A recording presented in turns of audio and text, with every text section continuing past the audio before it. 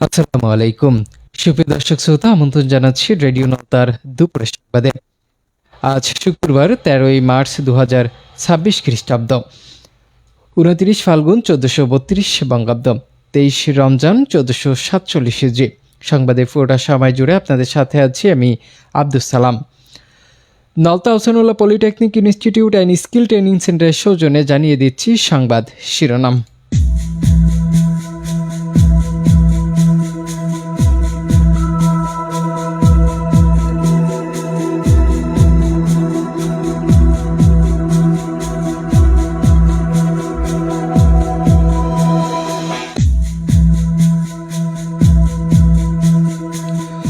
উন্নত চিকিৎসার জন্য সিঙ্গাপুর নেওয়া হচ্ছে মির্জা আব্বাসকে।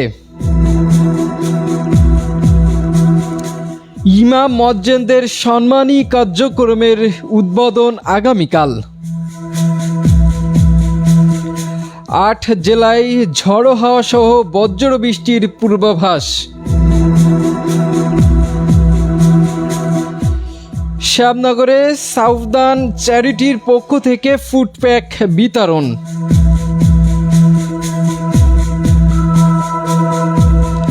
নলতায় খান বাহাদুর আহসানুল্লাহ রহমতুল্লাহ আলাইহের ওরস শরীফ আগামী 26, 27 ও 28 মার্চ চলছে প্রস্তুতি।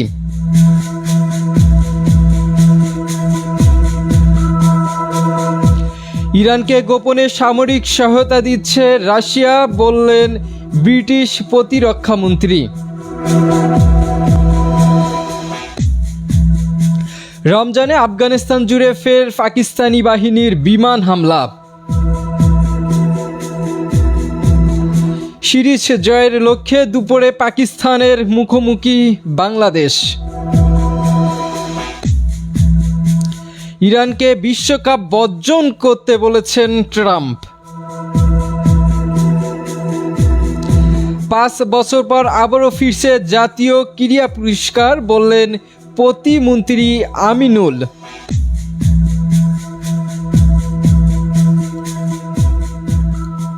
এতক্ষণ শিরোনাম শুনলেন, এবারে বিস্তারিত সংবাদ। শুরুতেই জানিয়ে দেব জাতীয় সংবাদ।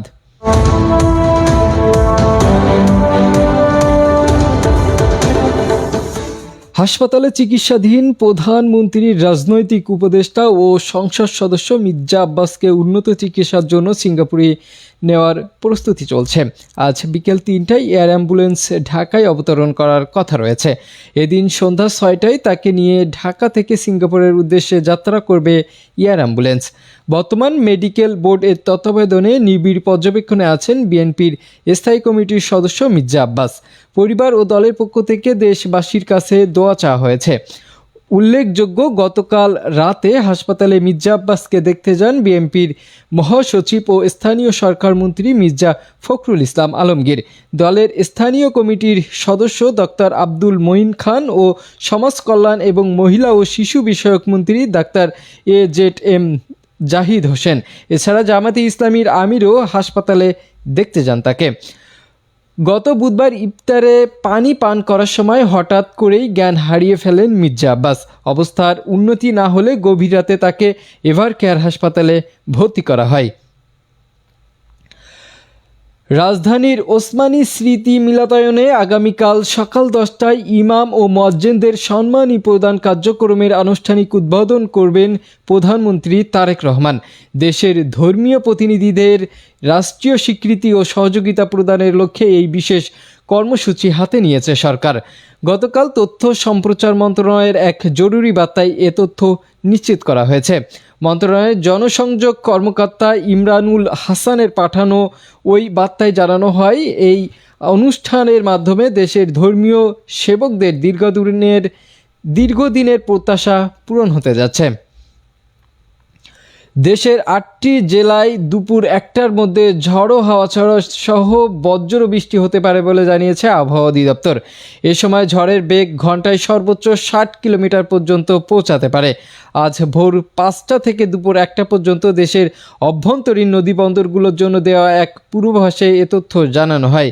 পূর্বাভাস অনুযায়ী রাজশাহী, রংপুর, দিনাজপুর, পাবনা, বগুড়া, টাঙ্গাইল, ময়মনসিংহ ও সিলেট অঞ্চলের উপর দিয়ে পশ্চিম বা উত্তর পশ্চিম দিক থেকে ঘন্টায় 45 থেকে 60 কিলোমিটার বেগে বৃষ্টি বা বজ্রবৃষ্টি সহ দমকা হাওয়া বয়ে যেতে পারে। এ অবস্থায় সংশ্লিষ্ট এলাকায় নদীবন্দরগুলোকে 1 নম্বর সতর্ক সংকেত দেখাতে বলা হয়েছে। সুপ্রিয় শ্রোতা, এবারে স্থানীয় সংবাদ।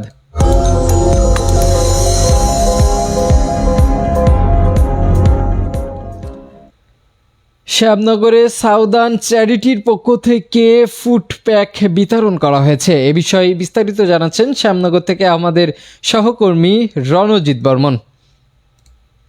শ্যামনগর উপজেলায় বৃহস্পতিবার কলবাড়ি নেকজেনিয়া মাধ্যমিক বিদ্যালয় মাঠে সাউদার্ন চ্যারিটি ফাউন্ডেশনের বাস্তবায়নে উপজেলার বিভিন্ন এলাকার দরিদ্র 300 পরিবারের মাঝে ফুডপ্যাক বিতরণ করা হয়েছে। তুরস্কের দাতা সংস্থা টিকার সহায়তায় প্রদানকৃত ফুডপ্যাকের প্রত্যেকটি প্যাকেটে ছিল 5 কেজি চাল, 2 কেজি আটা, 1 কেজি চিনি, 1 কেজি মসুরির ডাল, 1 কেজি সবাই, 1 লিটার তৈল, 1 প্যাকেট বিস্কুট, 500 গ্রাম খেজুর। সাউদার্ন চ্যারিটি ফাউন্ডেশনের সভাপতি হাবিবুল্লাহ আল মামুনের সভাপতিত্বে ফুডপ্যাক প্রদান অনুষ্ঠানে উপজেলার বিভিন্ন সামাজিক সংগঠনের প্রতিনিধিবৃন্দ উপস্থিত ছিলেন। শ্যামনগর থেকে রণজিৎ বর্মন, রেডিও নলতা। নলতায় খান বাহাদুর আহসানুল্লাহ রহমতুল্লাহ আলাইহের ওরস শরীফ আগামী 26, 27 ও 28 মাস অনুষ্ঠিত হবে এবং প্রস্তুতি চলছে। এ বিষয়ে বিস্তারিত জানাচ্ছেন আমাদের সহকর্মী সুকুমার দাস বাচ্চু।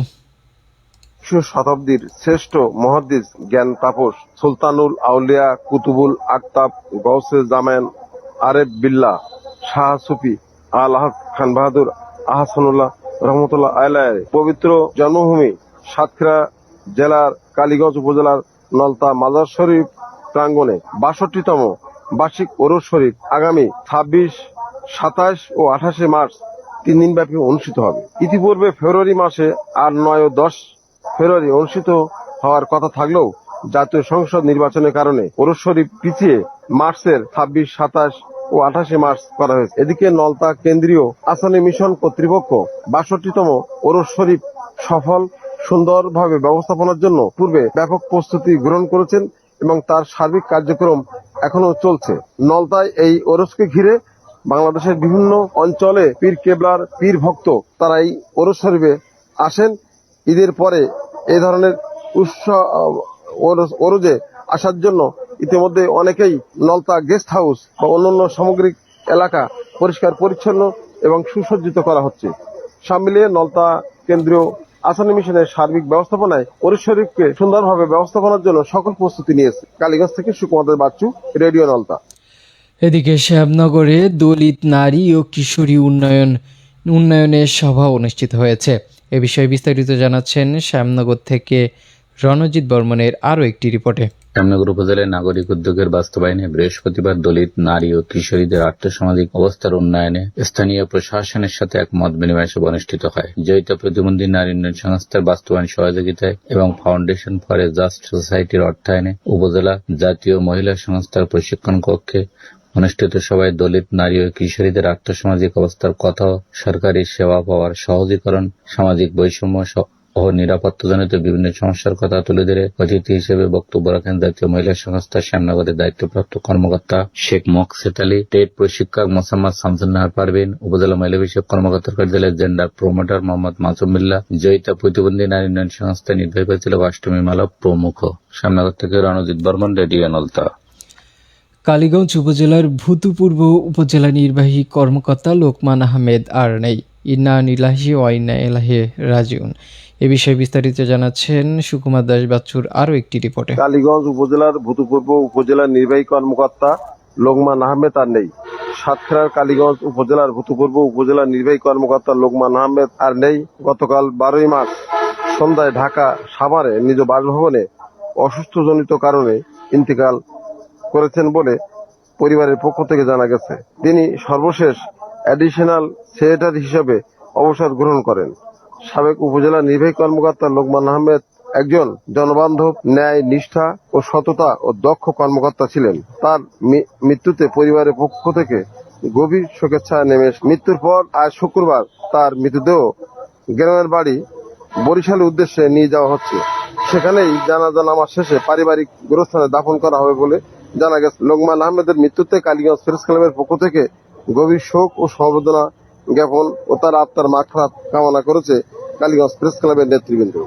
কালীগঞ্জ থেকে সুকুমার দাস বাচ্চু, রেডিও নলতা। আপনারা দেখছেন রেডিও নলতার দুপুরের সংবাদ। আপনাদের সাথে আছি আমি আব্দুল সালাম। এবার জানিয়ে দেব আন্তর্জাতিক সংবাদ।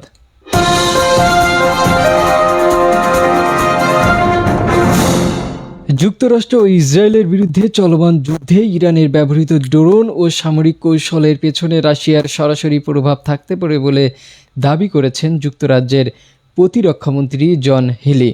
তার মতে মধ্যপ্রাচ্যে ইরানের এই সক্ষমতা ও রণকৌশলের নেপথ্যে রুশ প্রেসিডেন্ট পুতিনের গোপন হাত থাকার প্রবল সম্ভাবনা রয়েছে।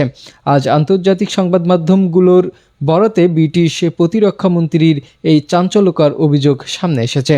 জন হিলি ইঙ্গিত দিয়েছেন, বর্তমান স্থিতিশীল পরিস্থিতির সুযোগ নিয়ে রাশিয়া ইরানকে প্রযুক্তিগত ও কৌশলগত সহায়তা প্রদান করছে। অপারেশন এপিক ফিউরি চলাকালে ইরানে ইতিমধ্যে ৬,০০০ লক্ষ্যবস্তুতে হামলা চালানো হয়েছে বলে জানিয়েছে যুক্তরাষ্ট্রের সেন্টার কমান্ড।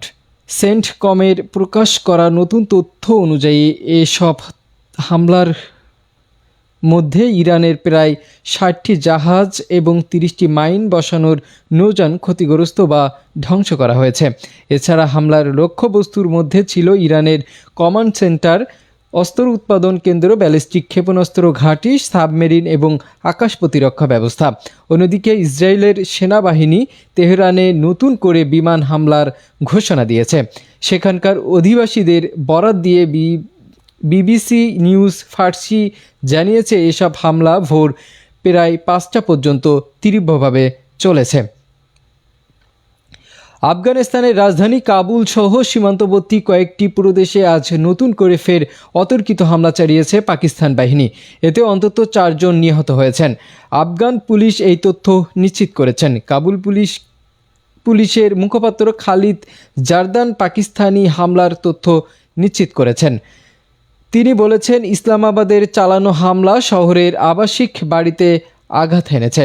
সামাজিক যোগাযোগ মাধ্যম এক্সে তিনি লিখেছেন, হামলায় ৪ জন নিহত হয়েছেন, আহত হয়েছেন আরও ১৫ জন। তালেবানের কর্মকর্তা বলেছেন, পাকিস্তানের হামলায় নিহতদের মধ্যে নারী ও শিশু রয়েছে। নলতা হাসপাতাল অ্যান্ড কমিউনিটি হেলথ ফাউন্ডেশনের সৌজন্যে জানিয়ে দিচ্ছি এবারে খেলার খবর।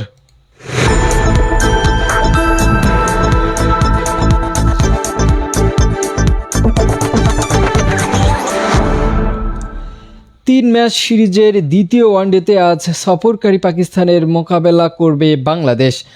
এই ম্যাচ জিতলে ১১ বছর পর পাকিস্তানের বিপক্ষে সিরিজ জিতবে টাইগাররা। প্রথম ম্যাচে সফরকারীদের বিপক্ষে ৮ উইকেটে বড় জয় পায় মেহেদী হাসান মিরাজের দল। আজ দুপুর ২টা১৫ মিরপুর শেরেবাংলা জাতীয় ক্রিকেট স্টেডিয়ামে শুরু হয়েছে ম্যাচটি। প্রথম ওয়ানডের মতো এই ম্যাচেও পেস দিয়ে অতিথিদের কাবু করতে চাইবে বাংলাদেশ। টাইগার একাদশে আসতে পারে একটি পরিবর্তন। এদিকে আসন্ন ফিফা বিশ্বকাপ ২০২৬ এ অংশগ্রহণ নিয়ে ইরানের জাতীয় ফুটবল দলকে সতর্ক করে মার্কিন প্রেসিডেন্ট সতর্ক করেছেন। গতকাল নিজের মালিকানাধীন সামাজিক যোগাযোগ মাধ্যম ট্রুথ সোশ্যালে দেওয়া এক পোস্টে তিনি খেলোয়াড় ও কোচদের জীবন ও নিরাপত্তার কথা বিবেচনা করে টুর্নামেন্ট থেকে নিজেদের নাম প্রত্যাহার করে নেওয়ার পরামর্শ দেন ট্রাম্প লিখেছেন যে ইরান যুক্তরাষ্ট্রের এসে খেলার জন্য স্বাগত, কিন্তু বর্তমান পরিস্থিতিতে তাদের সেখানে থাকাটা ঠিক হবে না বলে তিনি মনে করেন। মূলত খেলোয়াড়দের ব্যক্তিগত নিরাপত্তার বিষয়টি সামনে এনেই তিনি এই মন্তব্য করেছেন বলে ধারণা করা হচ্ছে। দীর্ঘ ৫ বছরের বিরতি কাটিয়ে দেশের ক্রীড়া অঙ্গনে সর্বোচ্চ রাষ্ট্রীয় সম্মাননা জাতীয় পুরস্কার আবারও চালু করতে যাচ্ছে যুব ও ক্রীড়া মন্ত্রণালয়। আগামী জুন অথবা জুলাই মাসে প্রধানমন্ত্রী তারেক রহমান মনোনীত ক্রীড়াবিদ ও সংগঠকদের হাতে এই পুরস্কার তুলে দেবেন বলে নিশ্চিত করেছেন যুব ও ক্রীড়া প্রতিমন্ত্রী আমিনুল হক। ২০২১ থেকে ২০২৫ সাল পর্যন্ত গত ৫ বছরে যারা ক্রীড়াক্ষেত্রে অসামান্য অবদানের জন্য এই পুরস্কারের যোগ্য হিসেবে বিবেচিত হবেন তাদের সবাইকে একসাথে এই অনুষ্ঠানে এর মাধ্যমে সম্মানিত করা হবে। শেষ করছি রেডিও নলতার দুপুরের সংবাদ। যাওয়ার আগে জানিয়ে দিচ্ছি সংবাদ শিরোনামগুলো আরও একবার। উন্নত চিকিৎসার জন্য সিঙ্গাপুরে নেওয়া হচ্ছে মির্জা আব্বাসকে। ইমাম মুয়াজ্জিনদের সম্মানী কার্যক্রমের উদ্বোধন আগামীকাল। 8 জেলায় ঝড়ো হাওয়া সহ বজ্রবৃষ্টির পূর্বাভাস। শ্যামনগরে সাউদার্ন চ্যারিটির পক্ষ থেকে ফুড প্যাক বিতরণ। ইরানকে গোপনে সামরিক সহায়তা দিচ্ছে রাশিয়া, বললেন ব্রিটিশ প্রতিরক্ষামন্ত্রী। সিরিজ জয়ের লক্ষ্যে দুপুরে পাকিস্তানের মুখোমুখি হয়েছে বাংলাদেশ। ইরানকে বিশ্বকাপ বর্জন করতে বলেছেন ট্রাম্প। 5 বছর পর আবারও ফিরছে জাতীয় ক্রীড়া পুরস্কার, বললেন প্রতিমন্ত্রী আমিনুল হক।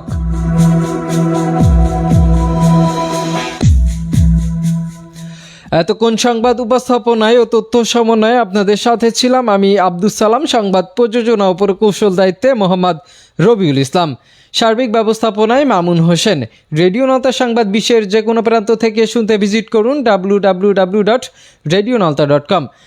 এছাড়া ফেসবুকে দেখতে ভিজিট করুন www.facebook.com/radionalta ও ইউটিউবে দেখতে ভিজিট করুন www.youtube.com/radionalta।